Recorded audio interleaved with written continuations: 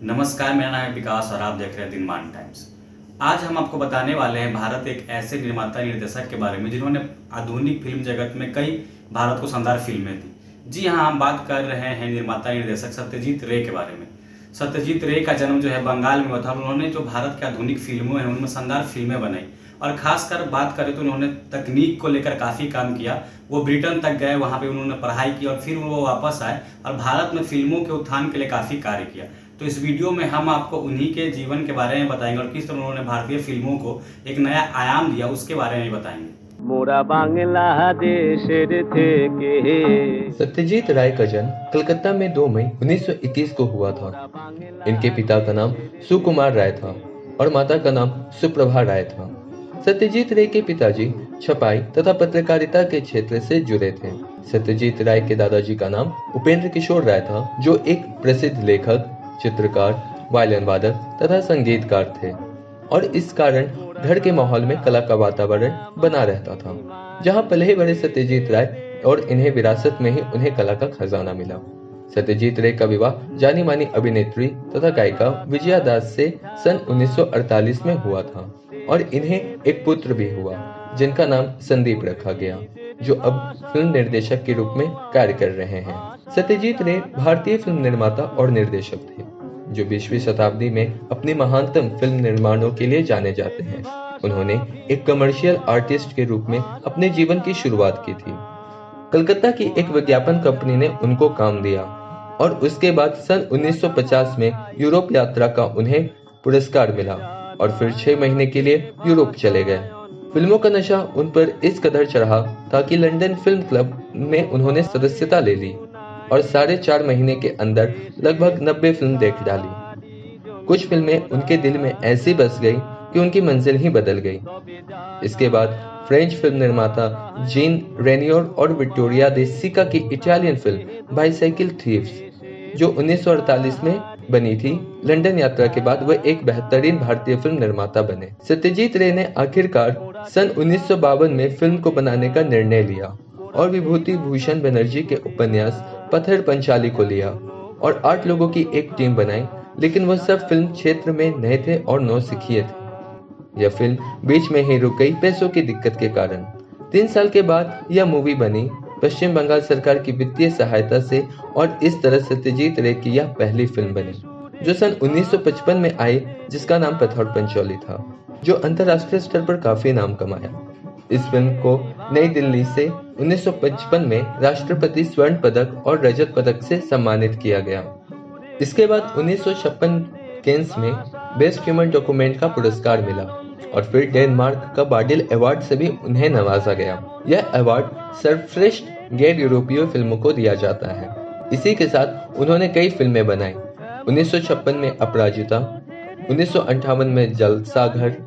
इस तरह लगातार फिल्म बनाते रहे और राष्ट्रीय अंतर्राष्ट्रीय स्तर पर पुरस्कार पाते रहे। सत्यजीत रे द्वारा बनाई गई अधिकतर फिल्म बंगाल की पृष्ठभूमि पर आधारित रही। अपने फिल्मों में गरीबी, भूखमरी तथा भावुकता, क्रूरता को दर्शाया। फिल्मांकन में कभी भी नकलीपन को बर्दाश्त नहीं करते थे। सत्यजीत रे ने 1961 में रविंद्रनाथ टैगोर पर डॉक्यूमेंट्री फिल्म बनाई, जिसे भारत में राष्ट्रपति स्वर्ण पदक प्राप्त हुआ और साथ ही इसके लिए 2 और अंतर्राष्ट्रीय पुरस्कार भी मिले। सन 1977 में सत्यजीत राय ने एक हिंदी फिल्म बनाई जो प्रेमचंद की कहानी शतरंज के खिलाड़ी पर आधारित थी, जिसे राष्ट्रीय फिल्म समारोह में वर्ष की सर्वश्रेष्ठ फिल्मों में शामिल किया गया। प्रेमचंद की कहानी सदगति बनाई, जिसे नई दिल्ली में सन 1981 में स्पेशल जूरी अवार्ड से नवाजा गया। हिंदी में बनाई गई यह दोनों फिल्में सफल रही और कई पुरस्कार जीते। सत्यजीत रे ने 37 फिल्मों का निर्देशन किया है, जिनमें फीचर फिल्म, डॉक्यूमेंट्री और लघु फिल्म शामिल हैं। इसके साथ ही वे काल्पनिक कहानी लेखक, प्रकाशक, चित्रकार, सुलेखक, संगीत कंपोजर, ग्राफिक डिजाइनर भी थे। सत्यजीत रे ने फिल्मों के साथ कई पुस्तकें भी लिखी, जिनमें उपन्यास, कहानी तथा लेख शामिल हैं। उनका सारा लेखन का कार्य बांग्ला में था। अपनी कई फिल्मों के लिए भी उन्होंने कहानियां लिखी। उन्होंने बहुत से लघु कथाएं और उपन्यास और बच्चों पर आधारित किताबें लिखी हैं। फेलुदा, द सल्यूट और प्रोफेसर शोंकू उनकी कहानियों के कुछ प्रसिद्ध पात्र हैं। ऑक्सफोर्ड यूनिवर्सिटी द्वारा डॉक्टरेट की उपाधि से उन्हें सम्मानित किया गया है। 1940 में उनकी माता चाहती थी कि सत्यजीत अपनी पढ़ाई रविंद्रनाथ टैगोर द्वारा स्थापित विश्व भारती यूनिवर्सिटी से करें। सत्यजीत राय को कलकत्ता से बहुत प्यार था, इसलिए वे कभी इसे छोड़कर नहीं जाना चाहते थे, लेकिन फिर भी अपनी मां के जबरदस्ती करने के बाद उन्हें शांति निकेतन भेजा गया। शांति निकेतन में सत्यजीत राय की कला की काफी प्रशंसा की गई थी। बाद में जानकारों के अनुसार उन्होंने प्रसिद्ध पेंटर नंदलाल बोस और बेनूर बिहारी मुखर्जी से बहुत कुछ सीखा। बाद में उन्होंने मुखर्जी पर आधारित एक डॉक्यूमेंट्री फिल्म द इनर आई बनाई। भारतीय कला को पहचानने में अजंता एलोरा और एलिफेंटा ने उनकी काफी सहायता की। 1943 में सत्यजीत राय ने ब्रिटिश एडवर्टाइजिंग एजेंसी डीजे कैमर में जूनियर विजुअलाइजर के पद पर काम किया और उस काम के लिए उन्हें महीने के 80 रुपए मिलते थे। उन्हें विजुअल डिजाइन काफी पसंद था, लेकिन फर्म में ब्रिटिश और भारतीय कर्मचारियों के बीच हमेशा कुछ न कुछ मतभेद रहता था। सत्यजीत रे के अनुसार ब्रिटिश कर्मचारियों को ज्यादा पैसे दिए जाते थे। बाद में उन्होंने सिग्नेट प्रेस के लिए भी काम करते थे, जिसे टीके गुप्ता ने शुरू किया था। तभी गुप्ता ने रे से सिग्नेट प्रेस की किताब का कवर डिजाइन करने के लिए कहा और उन्होंने राय को पूरी आर्टिस्टिक आजादी दे दी। उन्होंने बाद में बहुत सी किताबों के कवर को डिजाइन किया, जिसमें मुख्य रूप से जीवानंदा दास की बनलेंता सेन और रूपसी बंगला विभूति भूषण बंदोपाध्याय की चंद्र पहर, जिम कार्बेट की मनिएचर्स ऑफ क्यूमाओ और पंडित जवाहरलाल नेहरू की डिस्कवरी ऑफ इंडिया शामिल हैं। उन्होंने पैथर पंचौली के चिल्ड्रन बंसर पर भी काम किया है, जो कि विभूति भूषण बंदोपाध्याय का बंगाली उपन्यास है। वे किताबों के कवर को डिजाइन करने के साथ साथ उस पर चित्रकारी भी करते थे।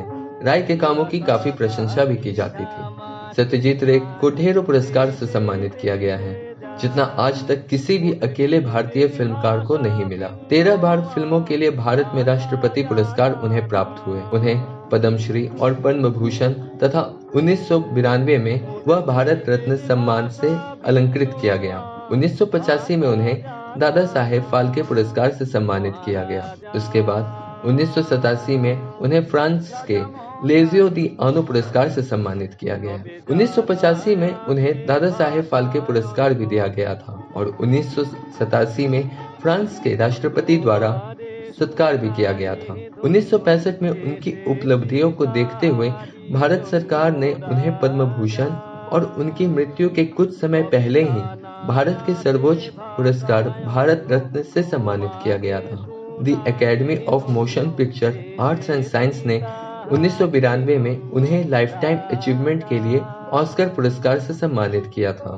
शारीरिक बीमारी के चलते वह उस समय पुरस्कार समारोह में उपस्थित नहीं हो पाए थे, लेकिन वीडियो के जरिए उन्होंने अपना भाषण जरूर दिया था। 1992 में ही साइट एंड साउंड क्रिटिक ने उन्हें दुनिया के सर्वश्रेष्ठ 10 निर्देशकों की सूची में 7वें पायदान पर रखा। 2002 में सभी समय के प्रसिद्ध और चहेते निर्देशक की सूची में साइट एंड साउंड क्रिटिक ने उन्हें 22वें पायदान पर रखा। उस समय के वे एशिया के चौथे सर्वोच्च निर्देशक थे। 1996 में एंटरटेनमेंट वीकली मैगजीन ने राय को सर्वश्रेष्ठ 50 निर्देशकों की सूची में 25वें पायदान पर रखा। उसी तरह 2007 में टोटल फिल्म मैगजीन ने सत्यजीत रे को 100वें ग्रेटेस्ट फिल्म डायरेक्टर एवर की सूची में भी शामिल किया। इस वीडियो के माध्यम से हमने आपको सत्यजीत रे के बारे में बताया, जिन्होंने भारतीय फिल्म को एक नए मुकाम तक पहुंचाया। इसी तरह हम अगली कड़ी में फिर आपके सामने हाजिर होंगे किसी और व्यक्ति के बारे में जानकारी लेकर। तब तक अगर आपने हमारे YouTube चैनल को सब्सक्राइब नहीं किया तो इसे सब्सक्राइब करें, फेसबुक पे भी हमें फॉलो करें और अपना आशीर्वाद बनाए रखें। धन्यवाद।